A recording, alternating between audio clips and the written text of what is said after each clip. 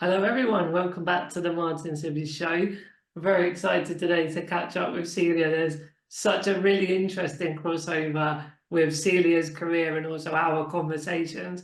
There's that entrepreneurial narrative and the policy narrative. And I know about you, Celia, but historically they were two separate silos quite often. And so I think that's going to be a big part of Yeah. what we're talking about today. But thank you for joining me, Celia. Thank you so much for having me. And so, I mean, where to get started, right? I mean, do you want to give a little bit of backstory? I know the main point we came into contact was over the Disability Policy Centre, which was very innovative in and of itself. So it'd be great to hear a bit about that chapter, but obviously anything else you want to tell the listeners about you as well. So I was born disabled, so I've been disabled my entire life, and classic storyline of I never identified with that word when I was younger. I always used to say that I'm the sick kid, and disability for me was a word that I found greatly offensive, and I really struggled with my identity. And so when I started my career, I was trying to push as far away from identifying in that bracket as much as possible.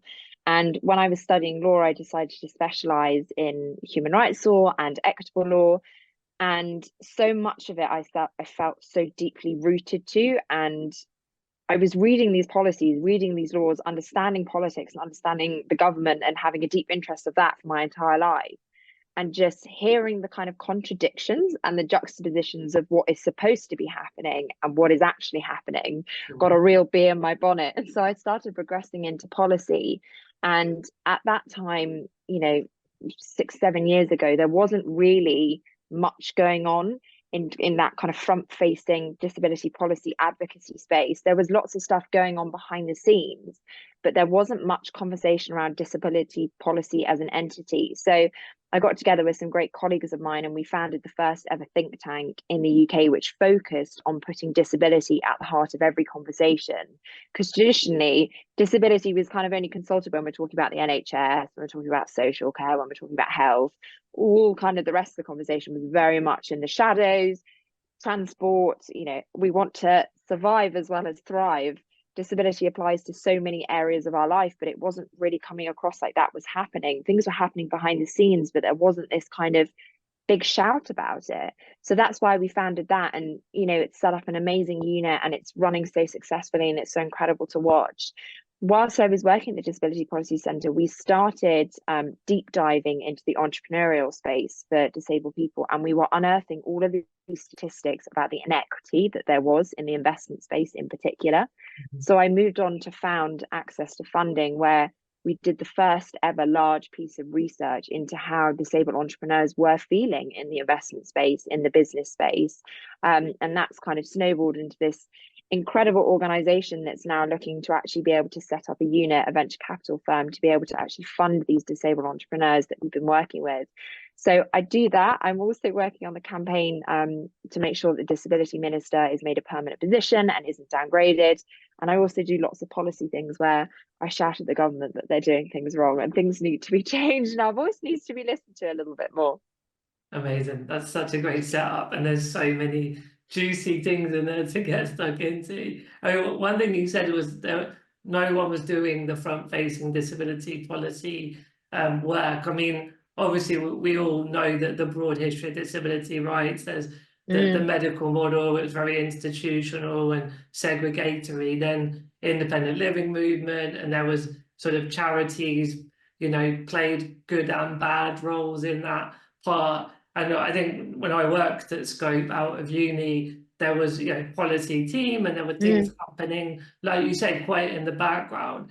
Like, just from your experience and perspective, why do you think it took so long to actually get what you created with the think tank? I mean, not, like, we're not here to Mm. point fingers, but it's just quite interesting to, get your views on why that never happened before.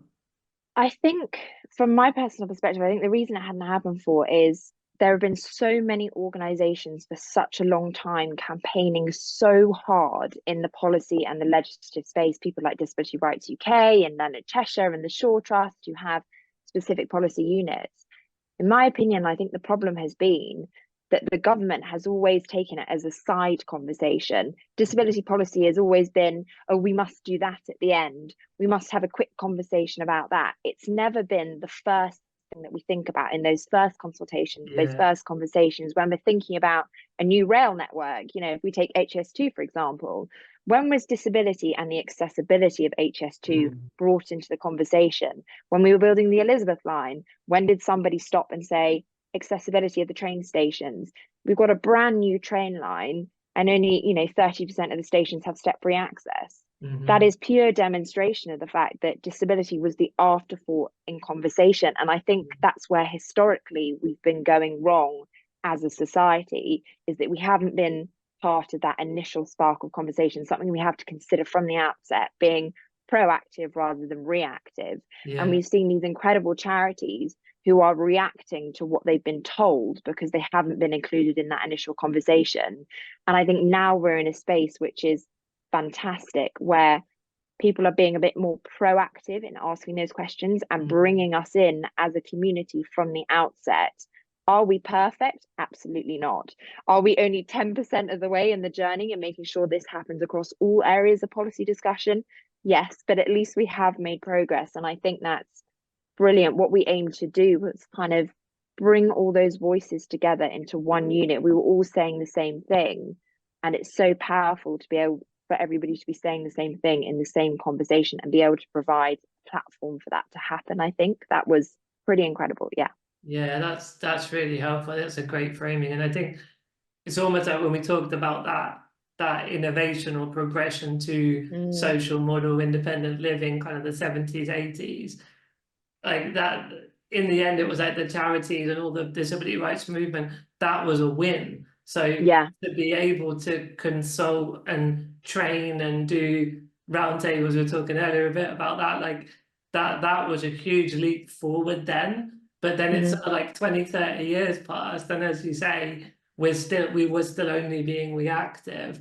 And I think I can also see where our entrepreneur chats are so interesting, because what you're speaking about in policy, it's a bit like the kind of, when you're building a product, service, building a business, if you make it accessible to everyone, then you're going to have the best result for everyone. And that helps as a business, that helps the profit line. But as a government, when you have everyone at the beginning, then it's better for everyone and it's better for the economy as well. And so it's that having it at the start makes so much sense there.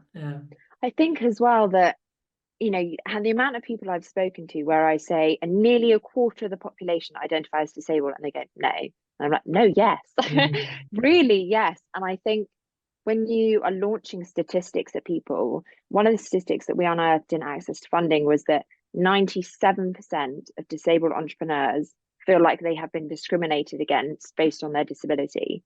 97%. That is a huge number. And I think when you put these statistics and these figures to people, it provides a bit of a click and a little bit of a motivation. The Purple Pound and our knowledge of the Purple Pound has existed for so long. And I kind of sit there even now and think, why do people not get it? There's both a moral conversation to be had around the ethics of discriminating against people, but there's also, if we're really stripping it back to just an entirely financial conversation, wake up. there's millions and billions of pounds that are being hemorrhaged out of our economy, and we're not utilizing our resources from things that we should have changed a long time ago. Yeah, it's almost like we all got a bit, not we as any particular community, just more societally, a little bit kind of stuck on, we've done great stuff, so we're just going to hang here because it's comfortable. And it feels like there's been an energy, maybe post-pandemic, like I don't know that statistically, factually, but there's a sentimentality around that sort of, through all the things that happened and changed, and obviously the struggle and just the tragedies as well. But there's this, the last year or two, there's this like energy to actually go, no, we deserve a lot better, and that there are ways to make that be a win-win-win. And that's sort of a lot of what you're speaking to, that's coming out of these projects as well, I think. Yeah, I 100% agree with you. As COVID was absolutely devastating, especially, for those that lost loved ones and, witnessed some horrific things working in frontline services. But the one good thing that came out of COVID, especially for the disabled community, is for actually one of the first times we were thrust into the limelight as vulnerable individuals. Personally, I didn't like the wording around vulnerable individuals. That's an entirely different conversation. But for one of the first times, we were the prime topic of conversation. How are we going to protect people? How are we going to look after people? And what it did is kind of a hangover of that is we all knew we could work from home. We all knew that flexible working could now be a thing. I look at some of my friends who went to the office 5 days a week, who now work entirely from home and their office is actually closed down. There were some, as horrific as it was, there were some positive things that came out of COVID. And the tragedy of how many disabled people lost their lives as a consequence of COVID, what it did was it put us as a community in the forefront of conversation. And I think we've had to, as a community, identify that and kind of ride on that and take that thrust of presence and drive that forward. It really feels like in the last couple of years, the wheels of the kind of disability advocacy movement are starting to turn a little bit faster and a little bit louder. And that's been incredible to see. I think my biggest problem is I always feel like sometimes I'm speaking in an echo chamber of I'm speaking to people that already get it, they already understand. And I think our next hurdle as a community, especially in an entrepreneurial space, is we need to find a way to break out of the arena and speak to the people who don't already get it. Where are the venture capital firms that don't have disability in their diversity statement? Where are the policy units who are talking about economical shifts and haven't got a disabled voice participating in their advisory boards? Those are the communities that we now need to tap in even more. And the Lilac Review is going to have such a positive impact on that. It really feels like something monumental is going to happen as a consequence of this. Yeah, and I want to get a bit more into Lilac Review in a second. I just wanted to draw one little personal comparison of when Shrin and I started Ecommable. Both getting investment was really, really, really, really hard, which speaks to what you're talking about on a much macro level around disability entrepreneurship, and also the sort of how to realize the potential of the disabled consumer market was also quite a challenge, how to tackle that. And then fast forward and we've got Purple Goat. We are now out of the echo chamber because we're working with a lot of these big brands. So that sort of brand consumer bit is more squared off. And then, obviously to that investment side, you've spoke a couple of times now about that's a problem, but there are ways to unlock that. So it'd be great just to hear a bit more about the Lilac Review for the listeners. It's the Lilac Review, I think, is going to be so, as I've said to you before, this is such a monumental moment because what we're seeing is the voices of those with the lived experience, the professional lived experience, as well as the personal lived experience at the heart of leadership. And I think that is so vital. We're not in a position now where, with the add-on conversation of, we better speak to some people that have been through this just so we can add in some stuff. And, a team of researchers who don't have the lived experience, they're just going off what they're reading or, a couple of interviews. We're seeing those with the lived experience at the heart of leading this review. And I think that is such a powerful thing and is set a kind of precedent now of moving forward of how we deal with these reviews and how we implement kind of policy wheels that are going to be setting in motion. It's hit the nail on the head, isn't it? It's the people with the lived experience that should be leading these conversations, because at the end of the day, you want to collect honesty, you want to collect reliability. It's also creating a safe, honest, open environment where people feel like they're speaking to people who understand and who get it. And that actually, in a way, aids the collection of more reliable data. So I think it's going to paint a picture of, the circumstances that we're in, also provide a mechanism of how we start to solve these problems. Yeah. So I say train analogy, it's not analogy, it's actually a reality. But the example of the train stations, it's sort of the data that would have been at the beginning would have been skewed to not have that disability voice, whereas the Lilac Review is to your earlier theoretical point, it's putting the lived experience and the considerations of all disabled people at the beginning of the process, not halfway through or not at all. Yeah, makes a lot of sense. I think I spoke at an accessible tourism conference last November, and one of the things I said I was quite excited about was it seems as though there's more cross-sector working. That sort of, because like I said to you earlier, policy and then business seemed like just almost like opposite disciplines in a weird way. Like they're not opposite, but they were certainly not often interlinked, or not as interlinked as they could or should be. So, and then I think you often hear about the civil society kind of sector, whether that be charitable in the past more, but basically community and the area that's not public or private sector. And again, with the Lilac Review, I can see how it's attempting to bring those different parts together. Is that by design from your perspective, and is that sort of something you're feeling and observing in the same way? Definitely. And I think, you know, issues and challenges that people face can be isolated in certain incidences. You know, if I or another disabled individual thinks, right, I'm going to have a day out in London, you know, just having a conversation about the accessibility of the train, I may be getting on an accessible train, but that doesn't mean my day is without barriers. I've got to get to the train, ride the train, get off the train, get in a taxi, get on the tube, go into a shop, be able to pay for what I bet. It's this whole narrative. And I think for a very long time as a society, the way that disabled people have been viewed is just about survival, of how can we put into place mechanisms that are able to catch people if they need the help? How can we make sure that we're making medical advancements? All brilliant work that falls in line with the medical model, the research that's happened. But now we kind of need to move away from the narrative of the medical model. It's not just about surviving, it's also about thriving. We have to put in mechanisms of the fact that, yes, I'm now able to function in society, as you like to use the word function against me, but I'm also able to do the things that I want to do. We have contribute, right? Like as exactly in not just we have not the sort of basic needs but a happy life, but we have talents that the greater world benefits from as well.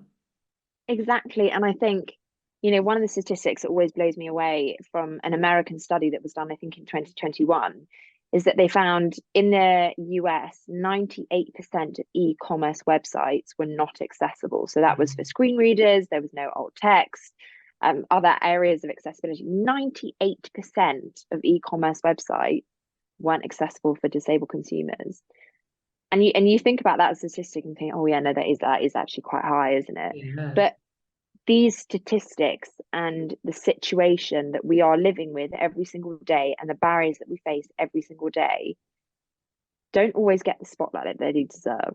And I think if more people understood the narrative rather than just chapters, looking at everything individually, people need to understand the entire story and the entire narrative, that when you put all these barriers together, it makes life very complicated.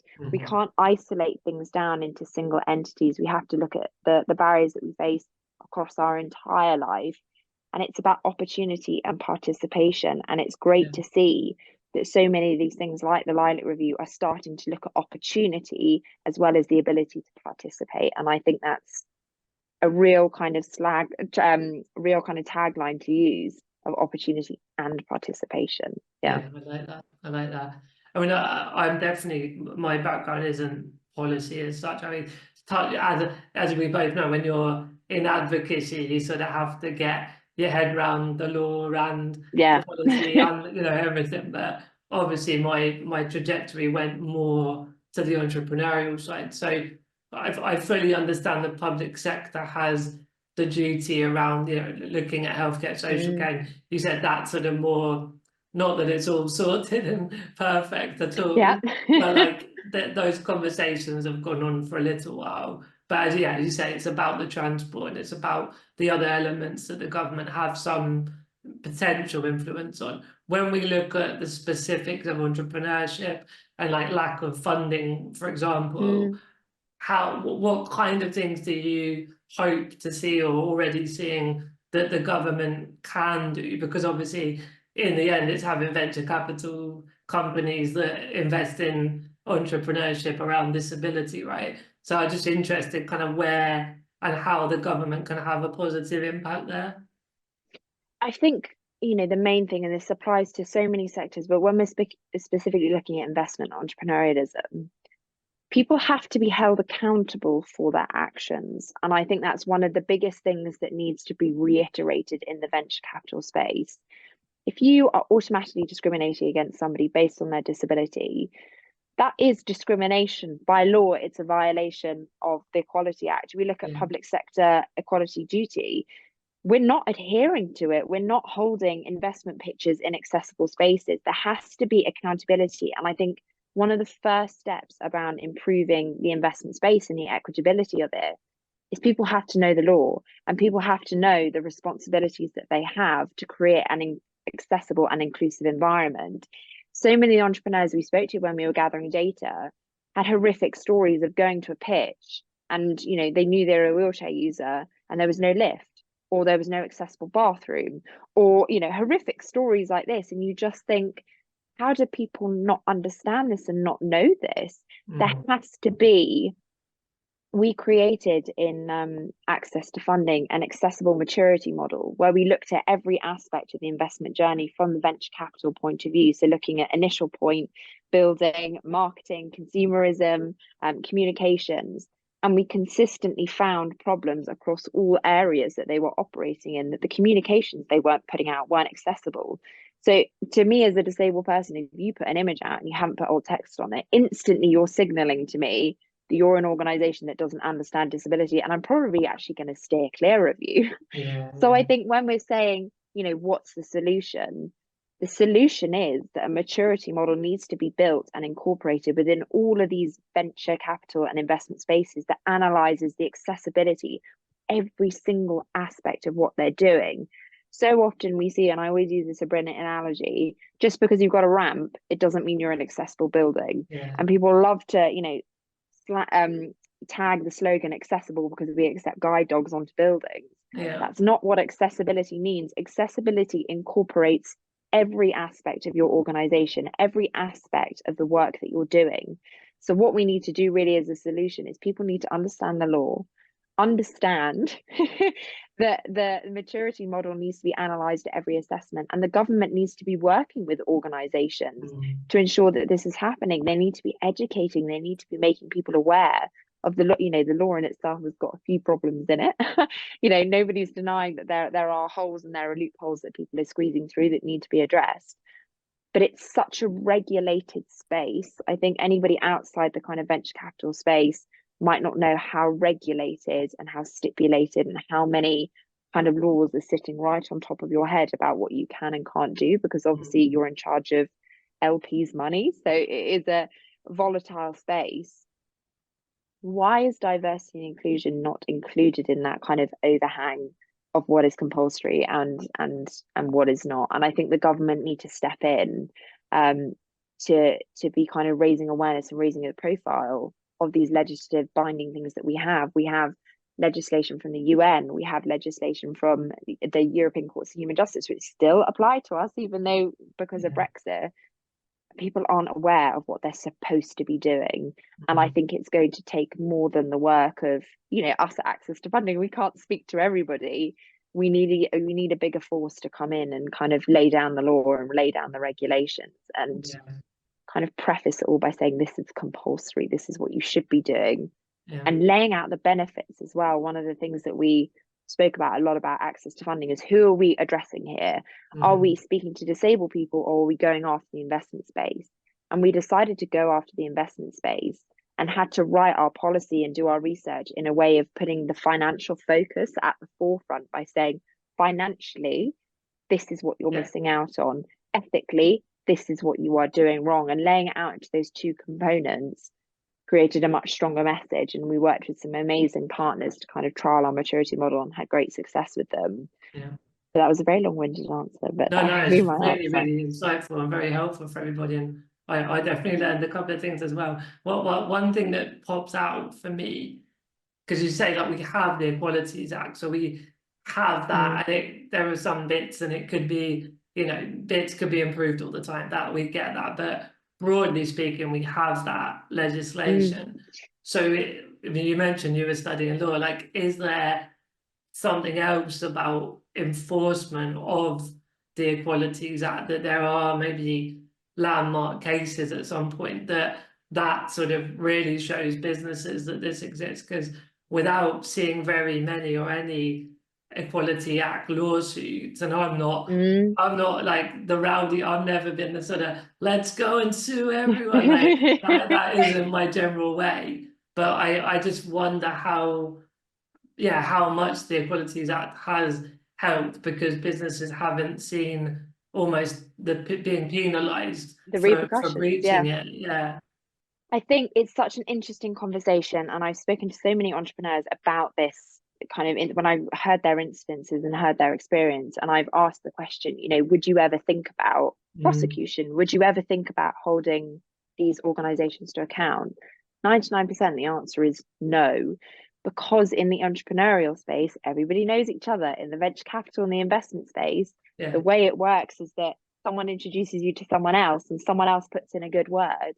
And there is this fear that to speak out against these large organizations will penalize you. If your name is, you know, branded as having sued X, Y, and Z ventures, your chance of securing investment has gone right down. That makes sense. And that is heartbreaking to see, that people are experiencing really quite horrific experiences of discrimination and can't speak out for fear of the repercussions. And I think there has to be a step in. There will eventually be this kind of landmark case that sets the precedent, and it will, you know, hopefully encourage others to speak out. But again, it's putting the burden back on disabled people again, isn't it? It's your job to call out the bad behavior so that we can respond, we can act, and we can set a precedent.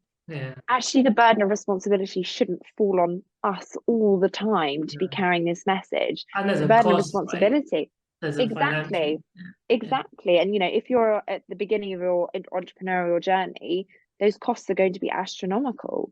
And I think there is this fear of speaking out, which is really quite upsetting to hear. You know, people are really scared of the repercussions.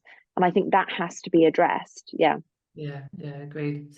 Cool, we're coming to a close. There's like millions more we could chat. I suppose I just wanted to give you a space to, you know, any other reflections on sort of future, and, you know, whether it's a rallying call, and obviously any kind of specific details that you'd like to signpost people to. But yeah, just the floor is yours to take that where you want. My first point, I think, would be, if anybody hasn't signed the petition that we're currently running called Where's My Minister? We have over 55,000 signatures, where we're calling for the Minister for Disabled People to be a permanent ministerial position and not repeatedly downgraded. So we're calling for a permanent Secretary of State dedicated to disability. And that would be my first signpost. So if anybody's not signed that, please do. I think my second thing I'd want to say is not necessarily a signpost, but more words of encouragement, that, you know, having been an entrepreneur and still an entrepreneur, it can feel quite negative space, and it can feel like there's often quite a lot of criticism and a lot of people telling you can't, and there's going to be lots of barriers, and it's going to be very difficult, and it's not easy. Being a founder is not easy, but it is one of the most rewarding experiences that I've ever been through, and I think anybody can go through if they're interested in this space. And I think my prime advice would be, speak to people, get advice, talk to other founders, and help each other navigate through those barriers, and don't let it put you off because then they've won. I think it's such an incredible thing to do, and just because you may be disabled or you may be not, don't let that be a reason why you don't do it. I think that'd be my prime advice. I love that.